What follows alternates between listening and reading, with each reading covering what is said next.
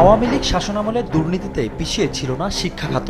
বিভিন্ন বিশ্ববিদ্যালয়, medical college সহ শিক্ষা প্রতিষ্ঠানের দুর্নীতি ধরতে বেশ জোরেশোরে অনুসন্ধানে নেমেছে দুর্নীতি দমন কমিশন।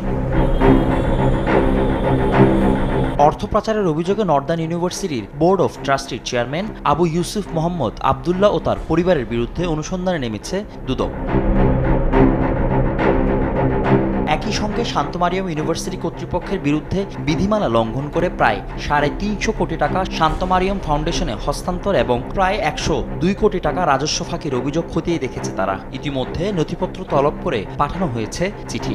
শান্ত মারিয়াম ইউনিভার্সিটির সংশ্লিষ্ট কর্তৃপক্ষ উত্তরা ঢাকা এর বিরুদ্ধে উক্ত বিশ্ববিদ্যালয়ের বিধিবিধান লঙ্ঘনপূর্বক নিজস্ব আয়ের 343 কোটি 60 লক্ষ টাকারও বেশি শান্ত মারিয়াম ফাউন্ডেশনের হস্তান্তর এবং প্রতিষ্ঠা লগ্ন থেকে প্রায় 102 কোটি টাকা সরকারি রাজস্ব ফাঁকির অভিযোগের বিষয়েও অনুসন্ধানের সিদ্ধান্ত গৃহীত হয়েছে। অভিযোগ সংশ্লিষ্ট জনাব Abu Yusuf Mohammad Abdullah, chairman, board of trustee, northern university Dhaka ও তার পরিবারের অন্যান্য সদস্যদের বিরুদ্ধে প্রতারণা, বিভিন্ন অনিয়ম ও দুর্নীতির মাধ্যমে উক্ত প্রতিষ্ঠানের টাকা আত্মসাৎপূর্বক মানি লন্ডারিংয়ের মাধ্যমে বিদেশে অর্থ পাচার সহ নিজ নামে এবং পরিবারের অন্যান্য সদস্যদের নামে জ্ঞাত আয়ের উৎস বহির্ভূত সম্পদ অর্জনের অভিযোগের প্রেক্ষিতে প্রকাশ্য অনুসন্ধানের সিদ্ধান্ত গৃহীত হয়েছে। বিগত সরকার আমলে বিভিন্ন বিশ্ববিদ্যালয়ের বেশ কয়েকজন সাবেক উপাচার্যের বিরুদ্ধে নিয়োগ জালিয়াতি সহ নানা অভিযোগ অনুসন্ধান করছে দুদক। মহাপরিচালক জানান,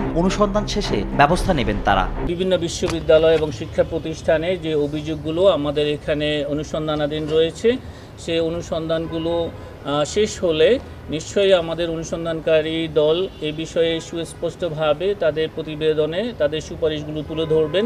যেসব ক্ষেত্রে ফৌজদারি অপরাধ সংঘটিত হয়েছে সেগুলির ক্ষেত্রে ফৌজদারি মামলা রুজু হবে এবং যেসব ক্ষেত্রে বিভাগীয় ব্যবস্থার আওতাধীন অপরাধ হবে এবং অন্যান্য যদি কোনো সুপারিশ থাকে নিশ্চয়ই অনুসন্ধানকারী দল সে বিষয়ে তাদের প্রতিবেদনে সেই সুপারিশ তারা তুলে ধরবেন। এদিকে সংরক্ষিত নারী আসনের সাবেক এমপি সৈয়দ রুবিনা আক্তার রিমির বিরুদ্ধে প্রায় 300 কোটি টাকার সন্দেহজনক লেনদেনে অভিযোগে মামলা করেছে দুদক। আর 127 কোটি টাকা সন্দেহজনক লেনদেনের অভিযোগে মামলা হয় মাতারবাড়ি বিদ্যুৎ প্রকল্পের পরিচালক জাহাঙ্গীর আলমের বিরুদ্ধে। সংশ্লিষ্ট ধারায় আজ একটি মামলা রুজু হয়েছে। ফজলে আদিত্য, দেশ টিভি, ঢাকা।